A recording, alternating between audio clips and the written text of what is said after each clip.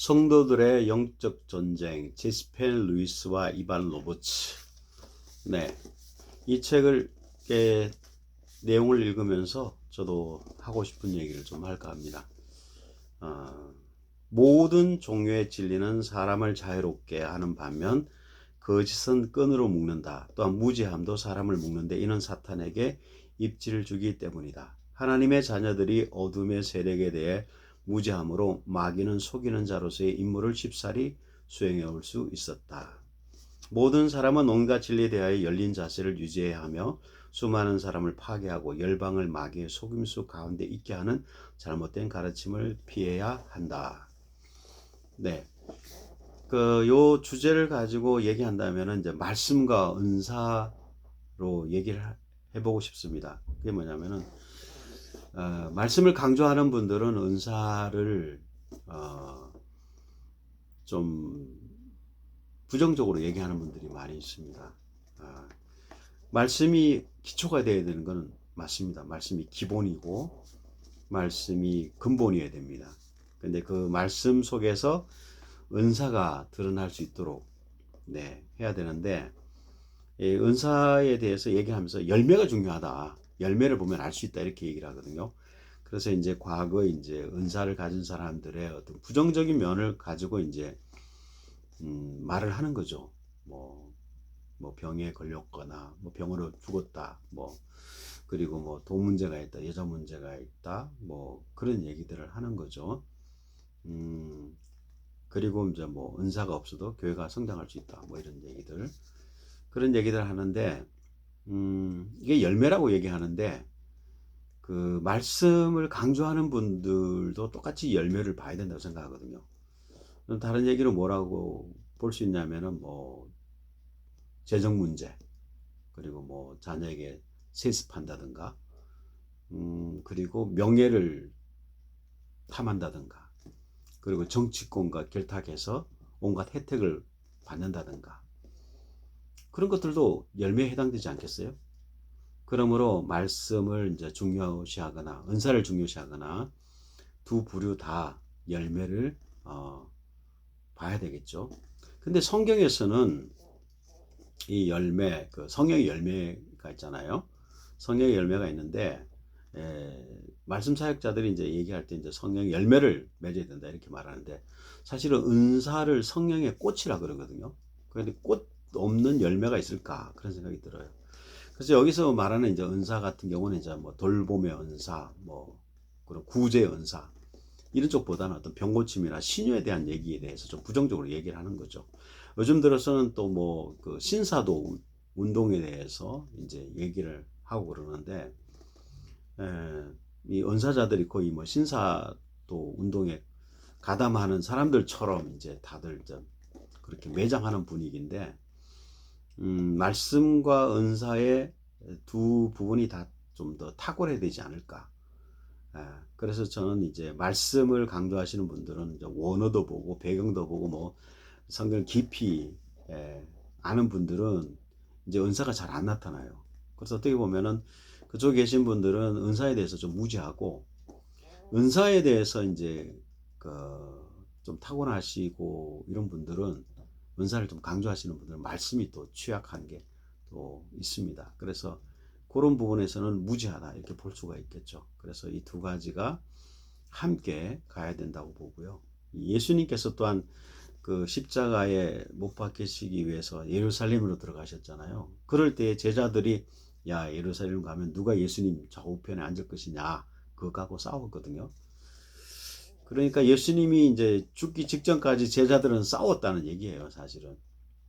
그러니까 참 무지한 거죠. 하나님의 구원의 섭리를 그렇게 얘기했는데도 불구하고 자기들의 그 자리를 갖고만 이제 싸웠다는 얘기예요.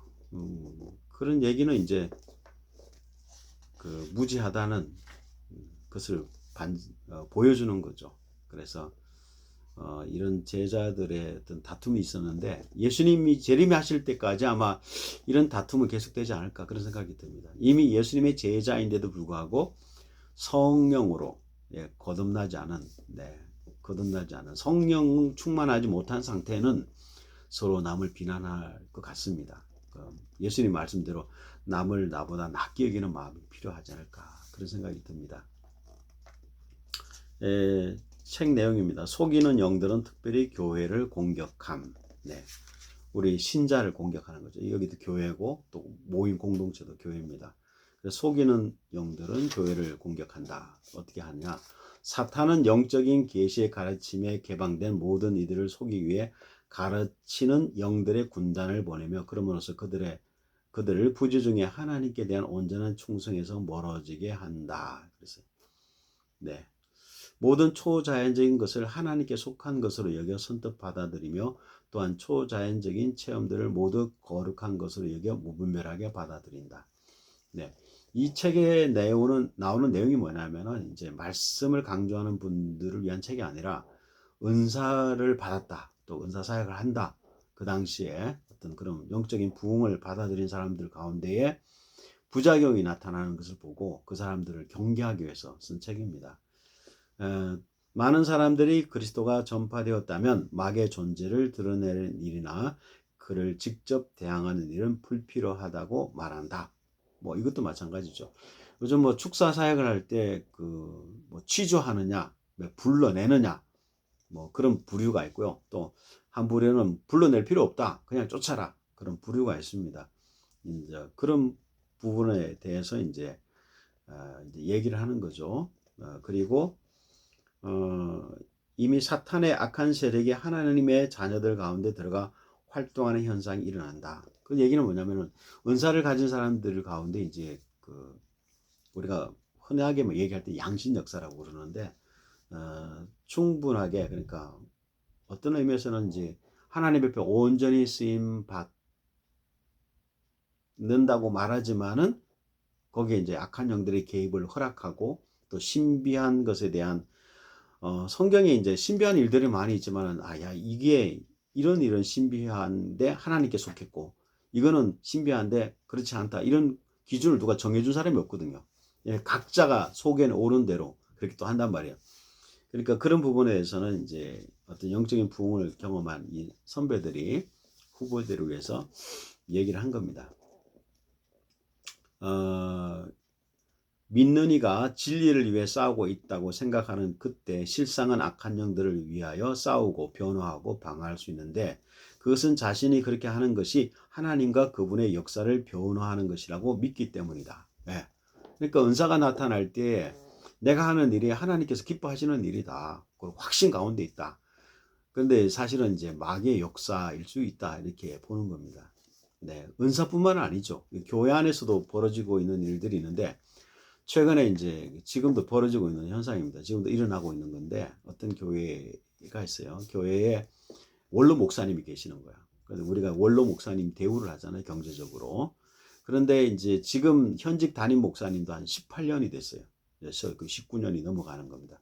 근데 갑자기 장로들이 이제 교회 사임해 주세요. 이렇게 나온 거예요.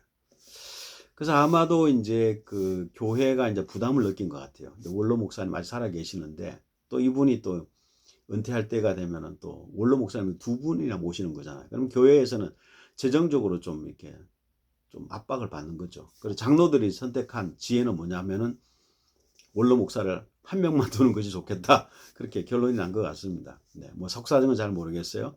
그런데 이 장로들이 생각하는 것이 속사정을 모르면서 얘기한다고 말하지만 사실은 그게 그거예요. 네. 그러니까 교회를 위한 게 어떤 거냐. 그런 성도들, 교인들에게 부담을 주지 않는 방법이 뭐냐. 그리고 요즘에는 또 부흥이 잘 안 되고 또 성도가 잘 늘지 않는 시대잖아요. 그러니까 목사님 이제 당신이 이제 사역이 이제 더 이상 교회가 부흥 안 되기 때문에 당신이 이제 사임해 줘야 되겠다. 그러면 사실은 이제 목사를 하나의 도구로 보는 거예요. 도구로. 교회 공동체의 일원이 아니라 너는 이제 쓸모가 없으니까 이제 그만둬라. 네. 배터리가 다 됐으면 이제 갈아 끼우는 그런 소모품으로 생각하는 겁니다.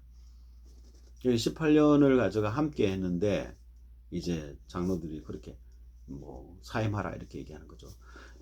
장로들이 볼 때는 그것이 교회를 위한 것이라고 생각하는 거예요. 네. 이게 얼마나 무지합니까? 그러니까 우리가 교회 은사도 그렇고 뭐 우리가 믿음 생활 할 때에 뭐 어떤 분들은 이제 교회 안에서 그렇지 않을까? 목사님 이거 아닙니다. 이렇게 주장하시는 분들이 되게 이제 교회를 위해서 하는 거예요. 자기 유익을 위해서 하는 게 아니야. 그런데 교회를 위해서 한다지만 사실은 실상은 마귀가 좋아하는 일을 하고 있는 겁니다. 그런 일들이 좀 많죠. 그러면 무지하기 때문에, 영적으로 무지하기 때문에 그렇습니다. 그래서 제가 볼 때는 뭐 은사를 가진 사람들 안에서 그런 무지함도 있을 수 있지만은 말씀을 강조하는 부분에서도 무지할 수 있다는 거예요. 사두개인과 바리새인들이 예수님을 몰라봤단 말이죠. 뭐 성경을 누구보다도 잘 아는 사람들이잖아요. 그런데 막상 예수님이 성육신 하시니까 이거는 죽일 놈이다. 미쳤다. 뭐 그렇게 보는 거하고 똑같은 거. 그 얼마나 무지합니까? 아니 성경을 아는데 예수님을 몰라봤어요.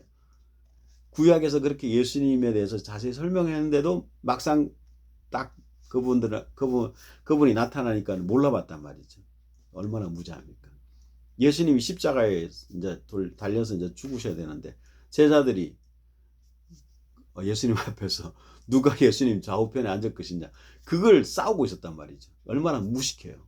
무식한 게 아니라 무지한 지혜가 없는 거죠. 네. 자, 이 무지가 교회 안에 있다. 그렇게 얘기하고 있습니다.